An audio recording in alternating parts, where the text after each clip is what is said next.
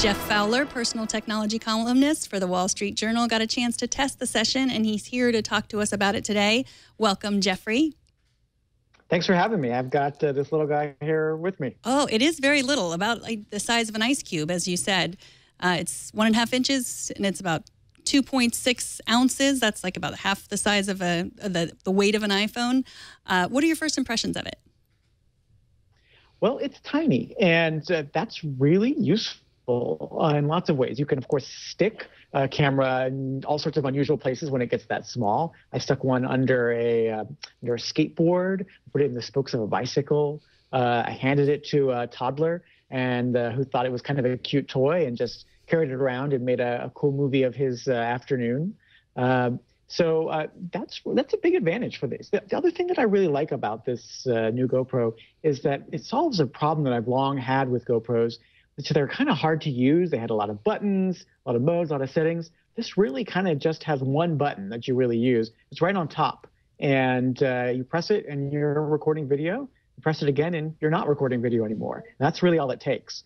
And I think that helps GoPro kind of go a long ways towards being useful for everyday kind of folks who want to take cool video, as opposed to just kind of adventure sports people, you know, your average snowboarder or skateboarder. So how did you attach it to the bottom of the skateboard or the bicycle wheel? Yeah, so GoPro is famous because they have all of these mounts and clamps and whatnot. And this new design for a camera still works with all of their existing ones. So in the case of the skateboard, it had a tiny little clamp that went on the bottom. And all those existing ones still work with this new design, but they actually even then have some newer ones, including one that kind of just makes it fit onto your hand. They call that I think they call that the glove or the strap. It's called the strap. And there's ones that go on your head. There's ones you can mount on a dog. Basically, you name it, a GoPro makes a mount that it will fit there. So this new one will fit in all those old mounts. You don't have to buy a new mount. That's right. Though I have to say, the new camera is so small that it actually looks kind of silly in some of these mounts. Like I've got a selfie stick that when you stick this guy on the end of it, it just looks kind of ridiculous because the selfie stick is so big, but this is so small. It strikes me that it would make an excellent spy camera. You know, a lot of people have asked me that, and I'm not certain it would, but maybe it's just that my mind doesn't kind of tend to go that direction. People say that about a lot of new kinds of camera technologies. People say that about drones. People say that about, remember those tiny little wearable cameras we saw last year that you were supposed to sort of take a photo every 30 seconds or whatnot throughout your day?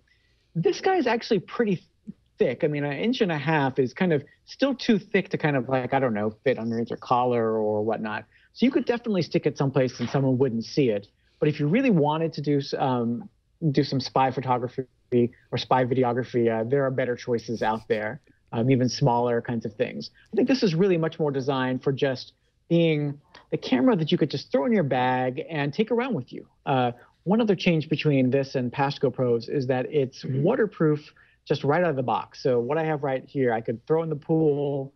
I could, take swimming, throw in a glass of Chardonnay, whatever you want, and it would just work. So it really is much more kind of rough and tumble and ready to document your life if you want. So in past GoPros, you had to buy a case if you wanted to take it underwater or take it in a place where it was going to be splashed by a bunch of water. But this one just works.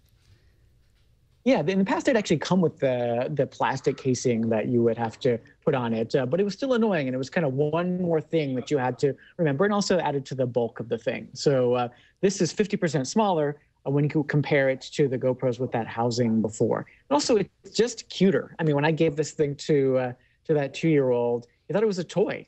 He saw the blinking red light and that big eye in the front and just wanted to play with it. And that ended up leading to some really adorable footage.